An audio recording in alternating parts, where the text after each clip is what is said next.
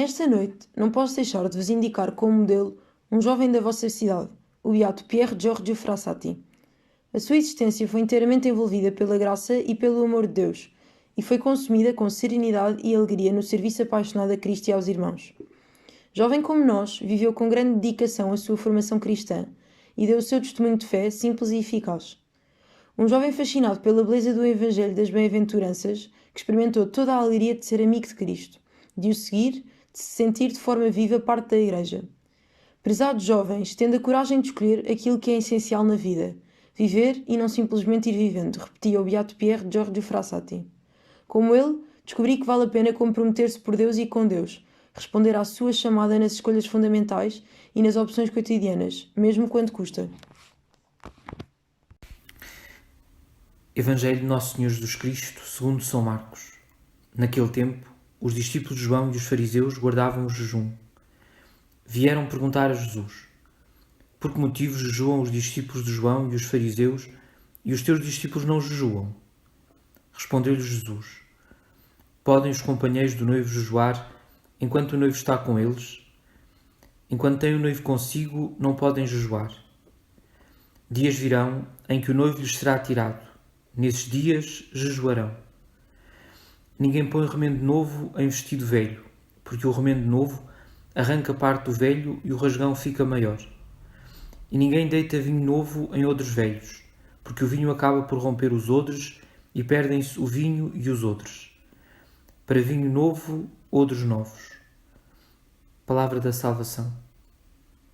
Neste tempo em que estamos a viver, este Evangelho é um Evangelho que nos convida à esperança, convida-nos a ter esta consciência de que precisamos de viver de maneira diferente, de ser estes odres novos, em que Jesus põe esta vida nova, em que Jesus pode confiar.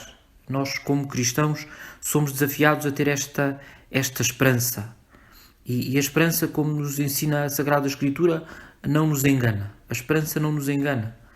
E por isso nós precisamos mesmo de viver de maneira diferente, de viver esta vida, uma vida que vale a pena. Como dizia o beato Pier Giorgio, a nossa vida vale a pena, tem de ser uma vida vivida a cada dia. E nós corremos tantas vezes este risco de viver a vida no balcão, de viver a vida à varanda, não viver a vida concreta, não viver o dia a dia. E eu sei que nós estamos num tempo difícil, que é difícil vivermos como vivíamos habitualmente, mas não podemos deixar de viver. A pandemia não pode ser desculpa para não fazermos o que temos de fazer, para não fazermos o bem, para não irmos ao encontro do outro. Nós escutámos tantas vezes nestes últimos dias esta aproximação, Jesus que se aproxima de nós, Jesus que faz milagres, Jesus que vem à nossa vida, Jesus que vem ao nosso encontro. Então e nós? Não temos também de ir ao encontro dos outros. Ir ao encontro dos outros não é necessariamente corrermos riscos, mas pelo contrário, ir ao encontro dos outros é estar atento, é ver onde somos precisos, é procurar agir em conformidade com a nossa fé. E isso é um desafio à liberdade, é um desafio à responsabilidade, é termos a consciência que somos chamados a viver como cristãos, a ser como cristãos neste mundo em que estamos a viver. E o tempo vai nos ajudar a perceber as coisas. Às vezes queremos perceber já tudo. Queremos saber tudo o que se está a passar, porque é que estas coisas acontecem, fazemos muitas perguntas e não temos respostas. Mas isto não nos deve tirar nem a fé nem a esperança. Isto não nos deve tirar o caminho que estamos a fazer. E às vezes o perceber que há coisas que nós precisamos de mudar, há prioridades que temos de mudar. Isto de não ficarmos na mesma. Eu acho que nós corremos este risco de, pronto, a pandemia acaba e nós ficamos na mesma. É um desafio não ficarmos na mesma e o Papa Francisco tem-nos convidado tantas vezes a isto de não querermos ficar na mesma. Por isso pedir essa graça ao Senhor nesta noite, pedir a Jesus que nos ajude a fazer este caminho com Ele.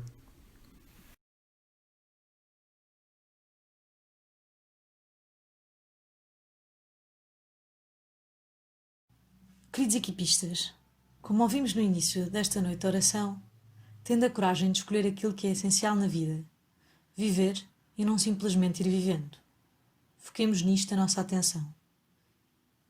É ao pegar nestas palavras do beato Pier Giorgio Frassati e aplicando-as ao que estamos a viver hoje em dia, que iremos debruçar a nossa meditação. Mais uma vez, foi-nos pedido que fiquemos em casa, confinados. Mais uma vez, obrigam-nos a passar mais tempo com a nossa família, abrigados do mundo exterior e de todos os jantares, convívios ou trabalho que possamos ter.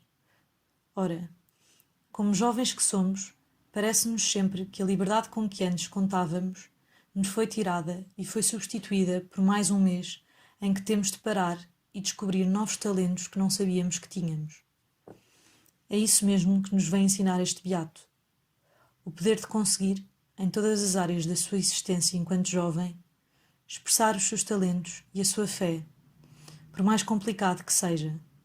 Falamos aqui do estudo, da política, do serviço, do voluntariado, do desporto, da alegria e da amizade. O que nos é pedido é que entremos em todos os aspectos da nossa vida com entusiasmo e, sobretudo, e mais importante, como cristãos. Nesta altura mais complicada em que vivemos, é mais uma oportunidade que nos é dada de podermos reavaliar as nossas prioridades e tentar perceber que tipo de católicos queremos ser. Os que vivem ou os que vão vivendo? Peçamos na nossa oração a graça de conseguirmos priorizar, escolhendo o que de facto é essencial, e a coragem de colocarmos Deus em todas as áreas da nossa vida.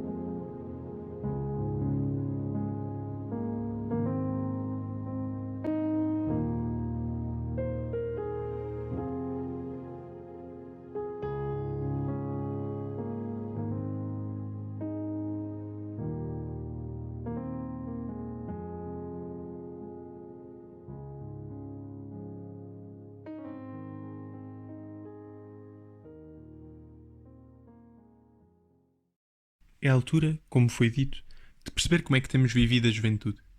Escrevia o beato Giorgio Frassati.